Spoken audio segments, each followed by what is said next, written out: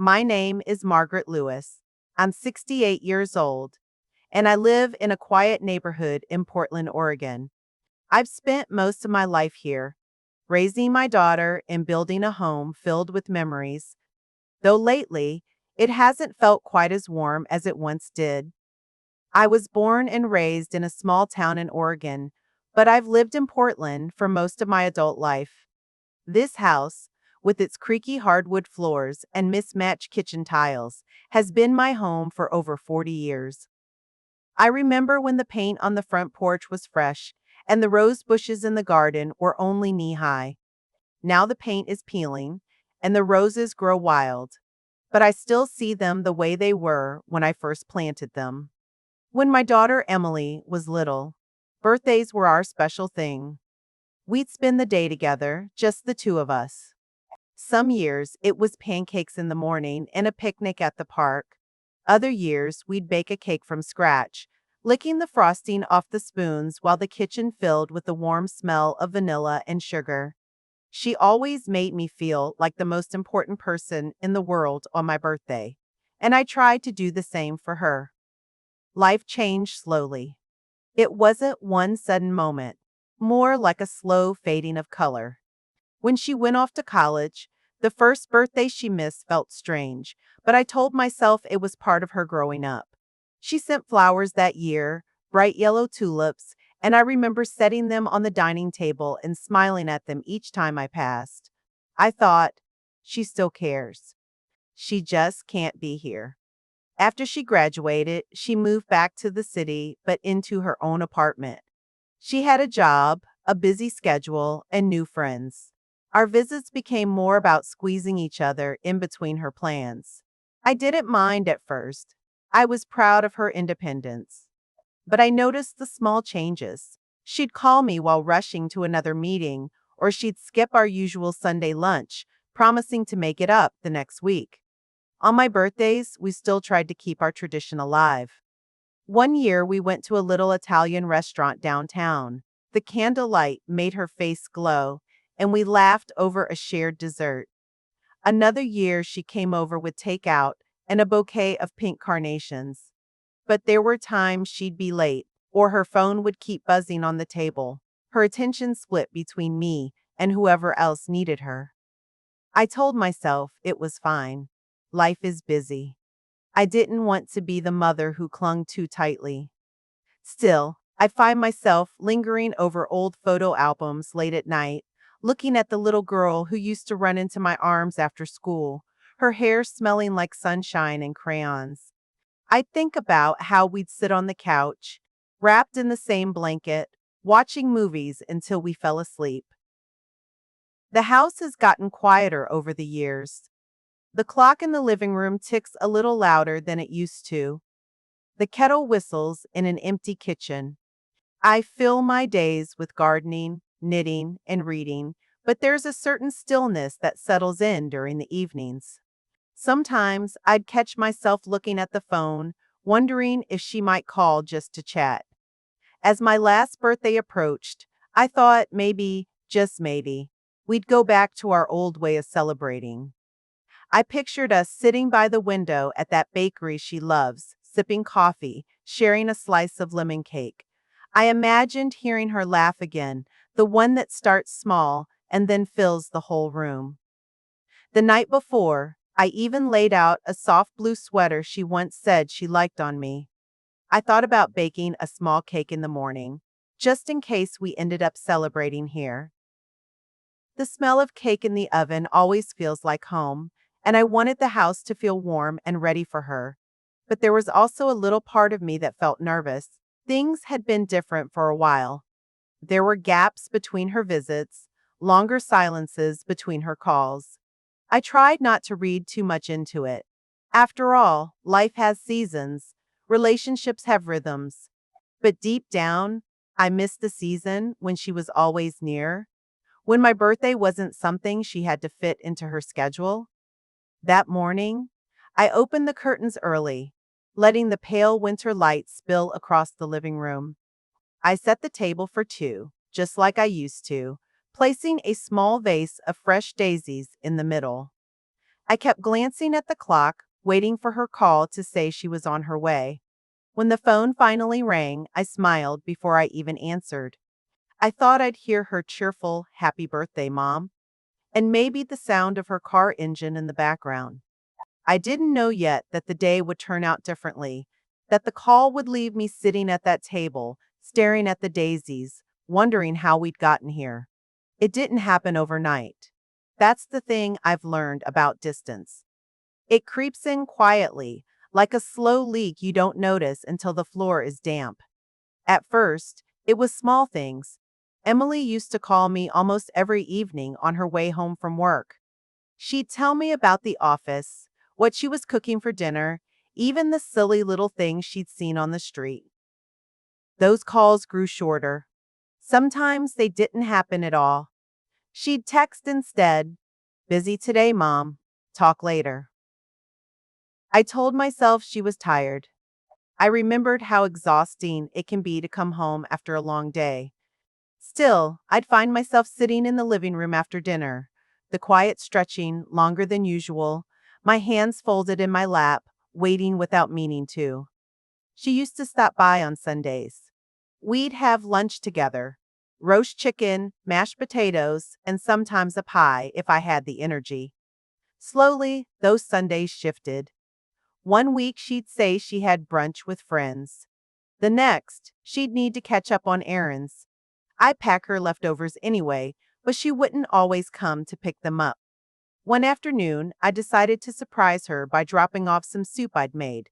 It was one of her favorites, chicken and wild rice, still warm in the pot. She opened the door with her phone pressed to her ear, smiling but distracted. She took the soup with one hand, mouthing, "Thank you," and the door closed before I could ask how she'd been. I stood there for a moment in the hallway, listening to her muffled laughter through the thin walls, and walked back to my car. Birthdays, too, began to feel different. I remember one year she arrived late, her cheeks flushed from rushing. She apologized, saying traffic had been terrible. But I noticed the faint scent of perfume that wasn't hers lingering on her coat, the kind you catch from hugging someone goodbye. She stayed for just an hour before leaving to meet a friend. Her attention, once so steady and warm, felt like sunlight through shifting clouds. Sometimes it was there, bright and easy. Other times, it slipped away before I could even feel it on my skin. I began to notice how often she glanced at her phone when we were together. The little buzz on the table would pull her eyes away from me mid-sentence. I'd wait until she looked back, trying not to lose my place in the conversation. Holidays were still something she made time for, but even then, she seemed to arrive already tired, as if she'd been somewhere else in her mind all day. At Christmas, she used to help me decorate the tree, carefully placing the old glass ornaments we'd collected over the years. Last year, she sat on the couch scrolling while I hung them myself. One evening, I was flipping through the channels and landed on a movie we used to watch together when she was little. I called her, excited to tell her it was on. She answered, but her voice was clipped. "I'm in the middle of something, Mom. Can we talk later?" she said. I hung up, leaving the movie playing in the background while I folded laundry, the sound of laughter from the TV feeling oddly far away. I kept reminding myself she had her own life now. Friends, work, responsibilities, things that take up time. But there were moments when I'd be out in the garden, trimming back the hydrangeas, and I'd see the empty chair by the patio table where she used to sit with a cup of tea.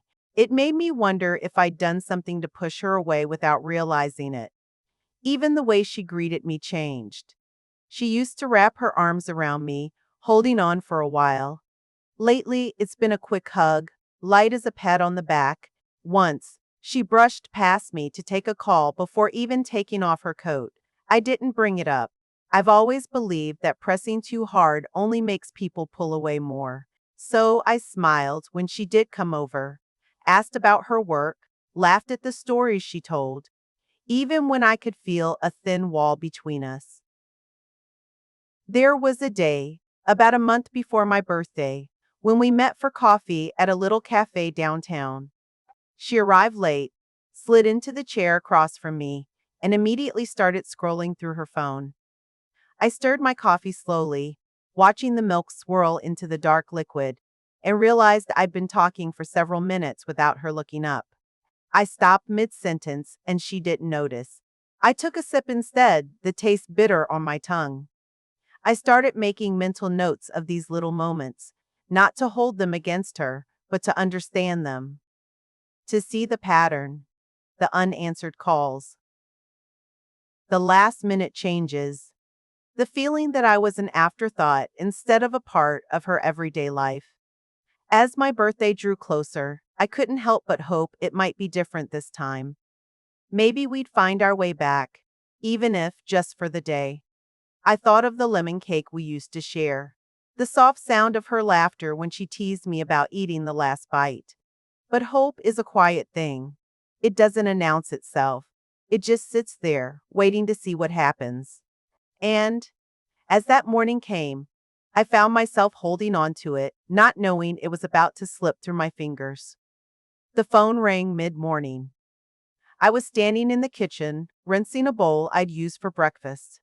The window above the sink let in a pale, cold light, the kind that makes everything look a little softer, almost faded. I dried my hands quickly, smiling before I even picked up the receiver. "Happy birthday, Mom," she said, her voice light but quick, as if she had somewhere else to be. I told her thank you and asked what time she wanted to come over. I imagined her answer would be late afternoon, maybe dinner time. I'd already set the table for two, a small vase of daisies in the middle. "I'm actually really busy today," she said, letting out a breath that sounded more like relief than apology. "I've got some errands, and I promised to meet a friend later. Can we celebrate another day?"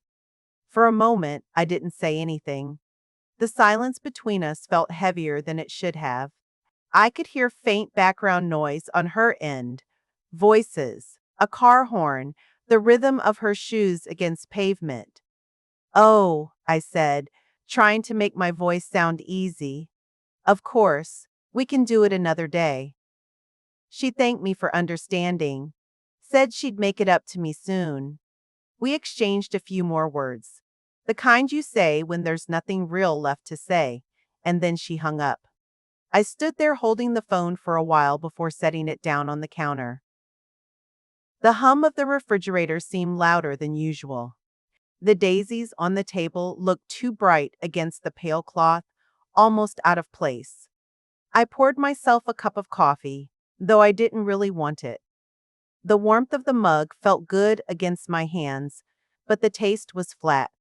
I took it into the living room and sat by the window, watching a light breeze stir the bare branches outside.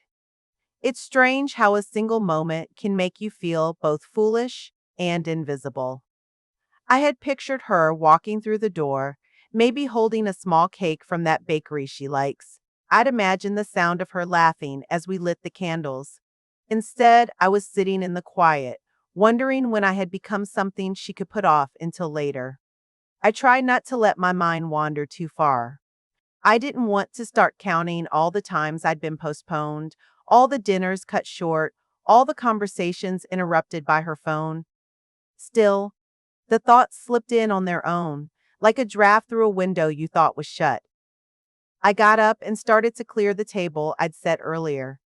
The plates made a soft clink as I stacked them, the silverware cool in my hands. I left the daisies where they were. I didn't have the heart to move them. The day stretched ahead of me, unplanned. I opened the fridge, thinking I might bake something anyway, but closed it again. The idea of cooking for just myself felt heavier than usual. Around noon, I put on my coat and stepped outside. The air was crisp, with a faint smell of wood smoke from somewhere down the street. I walked to the corner and back, passing the neighbors' houses. Most had wreaths still hanging from the holidays, some looking a bit tired now. When I came back inside, the quiet settled over me again. I made a sandwich and ate it standing at the counter. The bread was a little stale, but I barely noticed. My phone stayed silent the rest of the afternoon. No follow-up call, no text asking how my day was going. I told myself she was busy, that she probably meant to check in later. But deep down, I knew she wouldn't. I sat in my armchair by the window, the one with the slightly worn armrests, and picked up the book I'd been reading. I read the same page 3 times, without really taking it in. My mind kept circling back to that moment in the kitchen. Her voice, the rush in her words, the easy way she said we'd do it another day. The truth was, I didn't want another day. I wanted this one. This was my birthday. And for years, it had been our day, something we didn't let other things crowd out. The light outside started to fade, turning the bare branches into dark shapes against the sky. I thought about making a proper dinner, but decided against it. I warmed up some soup instead, the steam fogging my glasses for a moment as I leaned over the bowl. I ate slowly, listening to the faint tick of the clock in the living room. When I was done, I left the dishes in the sink. I wasn't in the mood to tidy up. It was an anger I felt, not exactly. More like a quiet emptiness, as if a small corner of the day had been hollowed out and left bare. I knew I wouldn't tell her how much it had hurt. She'd probably apologize, maybe promise to make it up to me, and I'd say it was fine. But part of me wondered if saying nothing was just another way of letting the space between us grow. As the evening settled in, I turned on a lamp and watched the warm light spread across the room. The daisies on the table caught it, their petals glowing faintly. I thought about how quickly flowers fade if you don't tend to them, and how easily you can miss the moment they start to wilt. That was when I knew I couldn't let this day end exactly as it had begun. I sat there for a long while, staring at the daisies in the middle of the table. They looked almost too bright against the pale cloth, like they didn't belong to this room or this day. I reached out and touched one of the petals. It was soft, cool between my fingers, and for some reason, that simple touch made my chest ache. The house was quiet, but not in a peaceful way. It was the kind of quiet that makes you notice every little sound. The faint hum of the refrigerator, the distant tick of the wall clock, the whisper of branches brushing against the side of the house. I could even hear my own breathing, steady but heavier than usual. I kept replaying her words in my head. Busy today. Another day. It wasn't that she didn't remember. She called. She said happy birthday. But it felt like I had been fitted into the space between other plans, and that space wasn't big enough to hold me. I thought about the years when my birthday had been a certainty. No matter what else was happening in our lives, we found time. She would show up, sometimes with flowers, sometimes with a cake she baked herself. One year, she even made a handmade card full of little drawings only she could think up. I still have it in a box in my bedroom. I wondered if she remembered those days the way I did, or if they'd blurred into the background for her. Maybe she thought I didn't mind. Maybe she thought a phone call was enough. My coffee had gone cold on the table. I took it to the sink and poured it out, listening to the soft splash as it hit the basin. The smell of it lingered in the air, faint and bitter. I stood there for a moment, my hands resting on the edge of the counter, trying to decide if I should make another cup. I didn't. I moved through the living room, my eyes landing on small things that carried her memory. The framed photo of us on the mantel, her smile wide and unguarded. The throw blanket she used to wrap herself in when she stayed late. The little ceramic mug she once brought me from a trip. Each one felt like a reminder of something I couldn't quite get back. The phone was still on the counter. I half expected it to light up with her name, maybe a quick message asking what I was doing, but it stayed dark. I told myself she'd probably call later in the evening, but deep down, I knew she wouldn't. She had moved on to whatever came next in her day, and I was not a part of it. I tried to distract myself. I picked up the book on my armchair, but the words wouldn't settle in my mind. I turned pages without really reading them. My eyes kept drifting to the window, watching the slow movement of clouds across the pale winter sky. In the kitchen, the daisies seemed to watch me when I passed by. I thought about putting them away, but I left them. They were meant for a shared table, not an empty one, but they were still beautiful. Maybe they deserved to be seen, even if it was just by me. I sat again, this time at the edge of the sofa, leaning forward with my elbows on my knees. My hands felt cold, so I clasped them together. I let myself think about what hurt the most. Not that she wasn't here, but that it seemed so easy for her not to be. I remembered when she was a little girl, how she'd insist on helping me set the table for my birthday dinners. She'd put the forks in the wrong place, and I'd quietly fix them when she wasn't looking. She'd sneak a taste of frosting before the cake was ready. She used to say, "We always celebrate, right, Mom?" As if it were a promise. I suppose I thought that promise was still there, even unspoken. But promises, I've learned, don't always fade with a fight or a big moment. Sometimes they just dissolve slowly, without anyone noticing until they're gone. I stood and went to the kitchen again, opening the fridge just to look inside. There was enough food for a proper dinner, but I didn't feel like cooking. I closed the door, letting it seal with that soft suction sound, and leaned against the counter. My birthday had always been a day of warmth, candles glowing, laughter spilling into the night, the comfort of being seen and celebrated. Now, it felt like any other day, except heavier, because I knew it wasn't supposed to. I thought about calling her back, maybe saying I was disappointed, maybe asking if she could at least stop by for a quick cup of tea. But the words felt too heavy in my mouth. I didn't want to sound needy. I didn't want to hear the pause on the other end before she found a reason why she couldn't. So I stayed quiet. I told myself I could handle it, that it was just a day, that we'd celebrate later. But under that, there was a quieter truth I couldn't quite push away. This was not the first time I'd been set aside, and it probably wouldn't be the last. I sat back down and let the stillness fill the room. The afternoon light was beginning to fade, turning the air inside golden for a moment before it slipped toward evening. I thought about what I could do with the rest of the day, and for the first time, I wondered what it might feel like to spend it entirely on my own terms. The sun had slipped low enough that the living room was filled with that soft, dusty kind of light. It made the air look golden, but not warm. I sat in my chair, the one by the window, with my hands resting in my lap. My fingers kept tracing over each other, restless without anything to hold. The phone sat on the coffee table. I could see the smudge on the screen from when I last touched it. I thought about picking it up, calling her again, just to say something small, just to hear her voice. But then I pictured that polite tone she uses when she's already thinking about something else, and I let my hands stay where they were. A car drove by outside. The sound of the tires on the pavement faded quickly.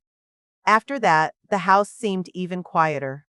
I could hear the faint tick of the clock in the kitchen, steady and certain, as if it didn't care what day it was.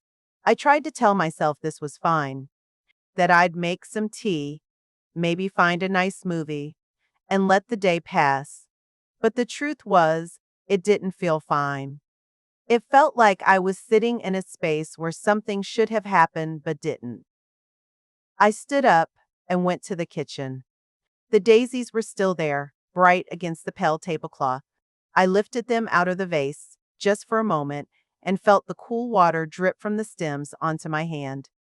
They smelled faintly sweet, like grass after a light rain. I set them back and watched the petals shift slightly, catching the light. It reminded me of birthdays when she was little.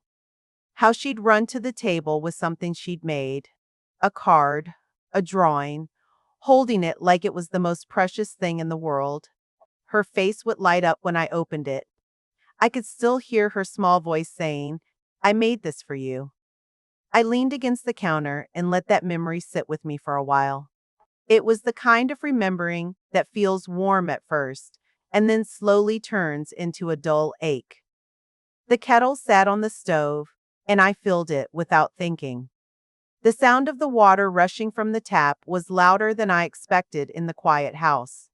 I set it to boil, then wandered back to the window. Outside, the street was empty. A few leaves skittered across the sidewalk, making a dry, papery sound. When the kettle whistled, I poured the water over a tea bag in my favorite mug, the one with the faded blue pattern she once bought me from a little shop downtown. The steam curled up into my face, carrying the earthy smell of the tea. I wrapped my hands around the mug, letting the heat sink into my palms. I carried it back to the chair by the window. The first sip was hot enough to make me pause, but I welcomed the sting. It grounded me, kept me in this moment instead of drifting too far into what wasn't. My eyes landed on the bookshelf across the room. In the middle, tucked between two hardcovers, was the photo album we used to keep on the coffee table. I pulled it out and opened it on my lap. The pages made a soft crackle when I turned them. There we were. Birthdays, holidays, random afternoons. Her smile so wide it almost didn't fit her face. My arm always around her shoulder. We looked like we belonged together in those moments, without question. I traced my fingertip over one of the pictures, the glossy surface cool under my skin. In that photo, she was holding a small cake she'd decorated herself, the icing uneven and colorful. She was so proud. I closed the album halfway and just held it there, the weight of it pressing into my knees. It was strange how something so light could carry so much. The tea had cooled enough for longer sips now. I let it slide down slowly, feeling it warm me from the inside. Outside, the last bit of daylight was fading, the sky shifting into deeper blues. The lamp post at the end of the street flickered on, casting a pale circle on the pavement. I thought about sending her a picture of the daisies, just to say, "Look what's here." Maybe it would be a gentle reminder. But then I imagined the quick response. "Pretty," followed by silence. And I didn't want that kind of conversation tonight. Instead, I took another sip of tea and closed the album. I set it on the coffee table beside the phone. The room was dim now, but I didn't turn on the lamp. I stayed in the soft dark, letting my eyes adjust. Somewhere deep down, I knew I was at a point where things were changing. Not in a loud, sudden way, but in the quiet shift you only notice when you stop and look around. I wasn't sure what I would do with that. Not yet. But as I sat there, I realized I didn't want to keep waiting for the phone to light up. The evening could still be mine, even if it wasn't how I had imagined it. The next morning, the light in my bedroom was thin and gray. It was the kind of light that makes you wonder if it's still early or already late. I lay there for a few minutes, listening to the faint hum of the refrigerator in the kitchen and the occasional creak of the floorboards. The air felt cooler than usual, so I pulled the blanket tighter around me before getting up. In the kitchen, the vase of daisies was still on the table. A few petals had curled in at the edges, but they held their shape. I touched one lightly with my fingertip, feeling the faint dryness at the tip. It made me think of how small changes can happen without you noticing until one day they're just there. I made myself some toast. The bread felt stiff as I spread the butter, and the smell of it toasting still reminded me of mornings when she'd come into the kitchen in her pajamas, rubbing her eyes. She used to sit at the counter, swinging her legs while I made her breakfast. I ate standing at the sink, watching the street outside. A man walked his dog, the leash slack between them. The dog stopped to sniff at something, and the man waited, glancing down at his phone. That tiny scene felt so far from the heaviness I was carrying, that it almost made me smile. Almost. When I washed my plate, I noticed my hands in the water, the thin skin, the faint lines. I thought about how they've done so much over the years. Cooked meals, tied shoelaces, packed lunches, held her small hand when she crossed the street. And now they mostly held mugs of tea or turned the pages of a book. The mail came mid-morning. A few envelopes slid through the slot and landed on the mat with a soft sound. I bent down to gather them. Bills. A flyer. Nothing personal. I remembered when letters would arrive with her handwriting on the front. The curves of the letters so familiar.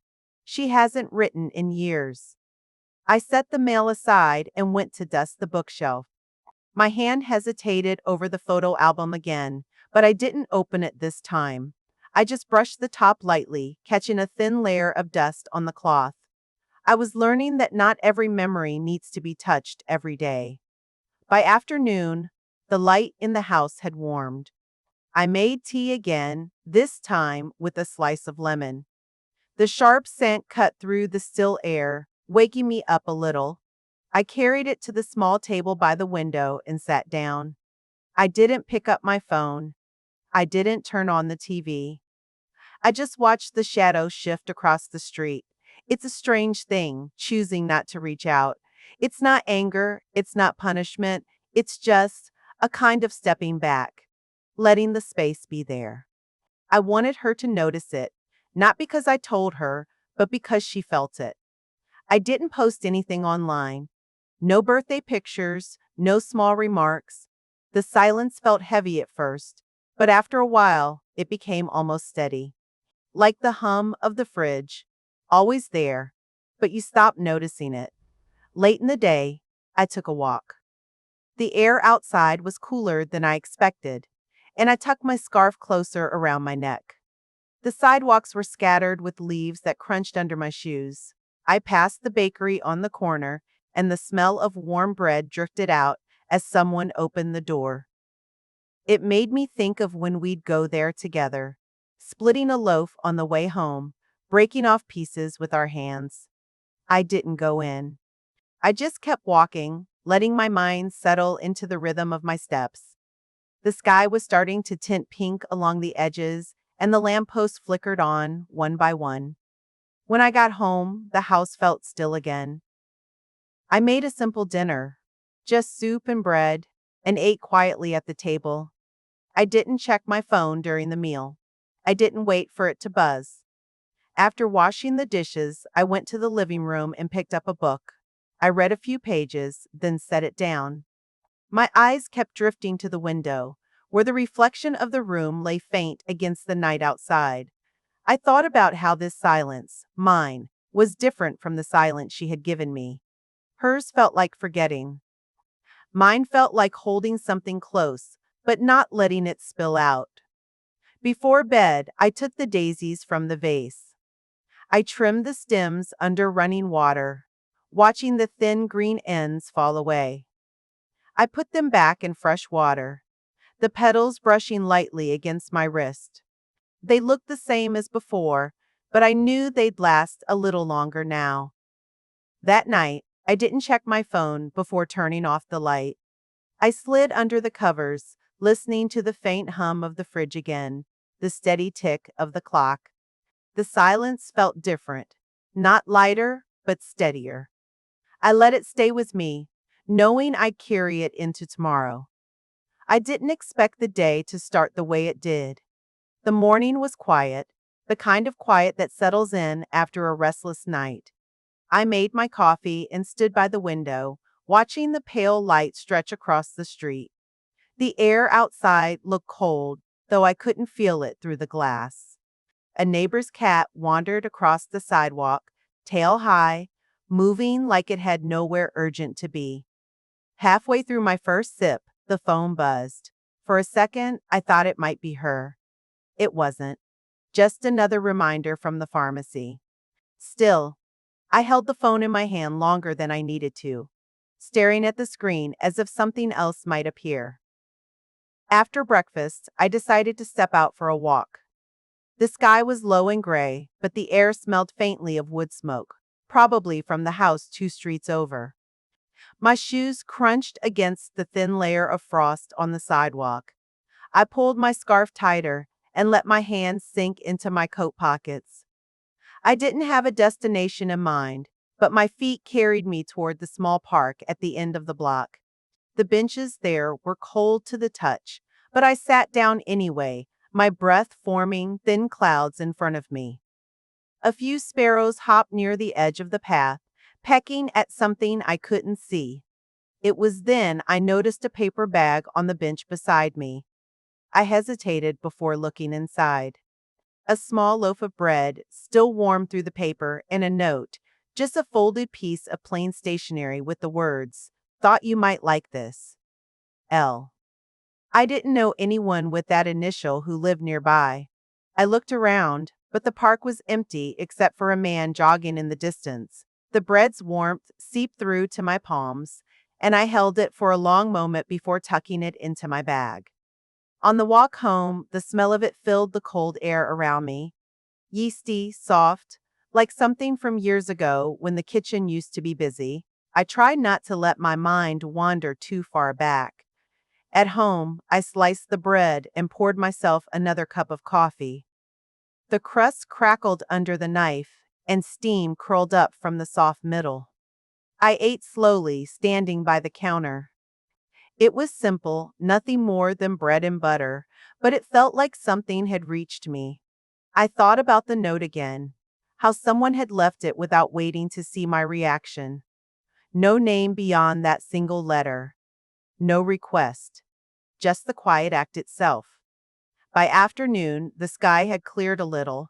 Light fell across the living room floor, cutting sharp angles over the rug. I found myself looking toward the door more than once, though I didn't expect anyone to knock. When I went out to bring in the mail, there was nothing but the usual bills and advertisements. Still, my eyes lingered on the empty step for a moment longer before I closed the door. The rest of the day passed in small, ordinary motions, folding laundry, rinsing dishes, dusting the edge of the bookshelf. But underneath, that small mystery kept its place, like a stone in my pocket. I didn't try to solve it. Some things don't need answers right away. Sometimes it's enough to just let them sit there, warm in your hands for a little while. That night, as I sat at the table with a cup of tea, I thought about how rare it is for something to arrive without warning, asking for nothing in return, and how maybe, even without knowing who left it, I could still feel the shape of the kindness in it. The loaf was nearly gone by then, but the note was still on the counter, folded exactly the way I'd found it. I didn't put it away. I just left it there, where I could see it, as if its presence might stretch the quiet of the day a little further into tomorrow. I first noticed the change in her voice before anything else. It was softer, almost polite, but with a distance that hadn't been there before. The kind of tone you use with a stranger at the grocery store, not with someone you've shared a kitchen table with for years. We were sitting in the living room that afternoon, the winter light spilling across the rug in uneven shapes.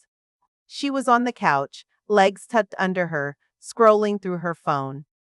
I was in the armchair, a cup of tea cooling in my hands. She didn't look up much when she spoke.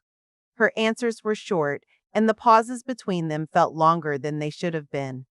I found myself nodding more than talking, just to keep the air from feeling too heavy. Later, I heard her on the phone in the kitchen. I wasn't trying to listen, but the words carried through the narrow hallway. There was laughter, light and easy, the kind I hadn't heard from her in weeks.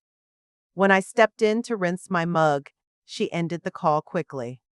The room seemed smaller then, and I could feel the faint hum of the refrigerator filling the quiet. Over the next few days, small things began to shift. She stayed out longer after work, coming in with the smell of cold air and perfume that wasn't hers. Her plate at dinner was often half full, and she'd say she wasn't very hungry. She still smiled, but it was the kind that didn't quite reach her eyes.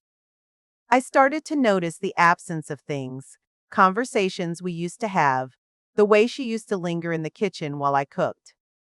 Even the coffee pot seemed quieter in the mornings.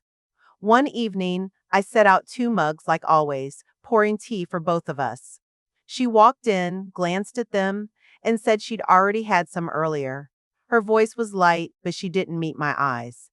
I poured her cup back into the pot. There was no single moment I could point to, no sharp break. Just a slow thinning, like fabric wearing away thread by thread until the light shows through. I tried not to push. I told myself people go through phases. Maybe she was tired. Maybe I was imagining more than there was. Still, the space between us seemed to settle in deeper with each passing day. One night, as I was locking up, I noticed she'd left her shoes by the door in a different spot than usual. A small thing, but it caught me.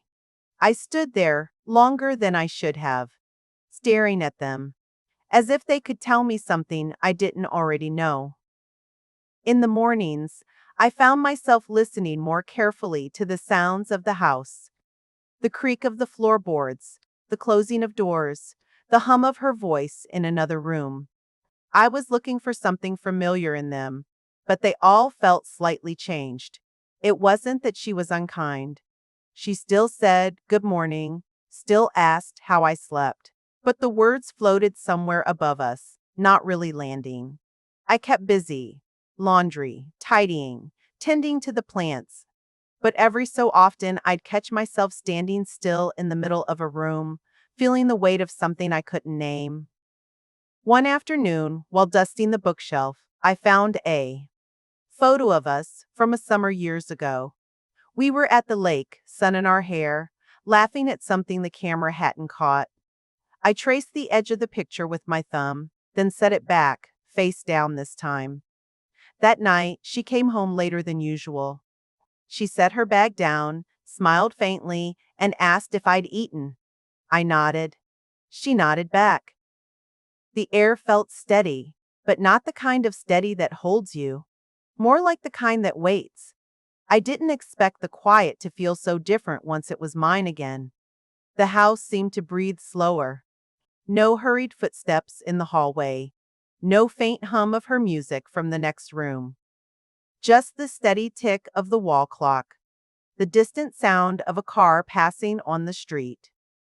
I kept the curtains half open in the mornings, letting the sunlight rest on the table while I had my tea. The steam curled in the cool air, carrying the faint scent of chamomile.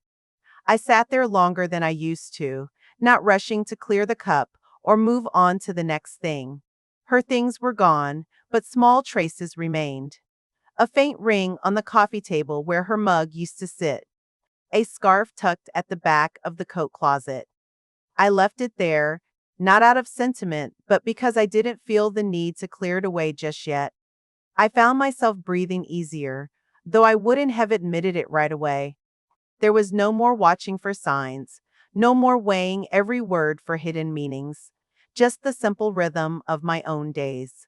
Sometimes I caught myself thinking about her, not with anger, but with the kind of distance you have when you look at an old photograph. The edges were softer now, the details less sharp. I started tending to the garden again. The soil was cool in my hands, the scent of earth familiar and grounding. New buds were pushing through, small and green, as if they hadn't noticed the time that had passed. In the evenings, I read by the lamp in the corner. The light pulled warmly on the pages, and the rest of the room faded into shadow. I liked that I could hear the creak of the chair when I shifted, the quiet rustle of paper. One afternoon, I baked bread for the first time in months. The smell filled the kitchen, warm and yeasty, and I realized how long it had been since I'd done something just because I wanted to. There were still moments of stillness that felt heavy, but they no longer carried the same weight. They weren't about absence anymore, they were simply quiet. I kept the photo from the lake on the bookshelf face up this time. I didn't look at it often, but I didn't turn it away either. It was part of the story, and I wasn't afraid of it now. Some mornings, I sat by the window and watched the light change on the street. I thought about how things had shifted, how I'd learned to move within the space that was left. And slowly, without trying, I found I could sit there without thinking about what had been lost, only about what was still here. That was enough. Sometimes, letting go isn't about shutting someone out. It's about opening space for yourself to breathe again. I've learned that peace doesn't always come with big moments. Sometimes it's in the small, quiet changes we make for ourselves. Have you ever had to choose your own peace over holding on to someone? I'd really like to hear your thoughts. If you connected with this story, please give it a like and subscribe so you don't miss more daily emotional stories like this one.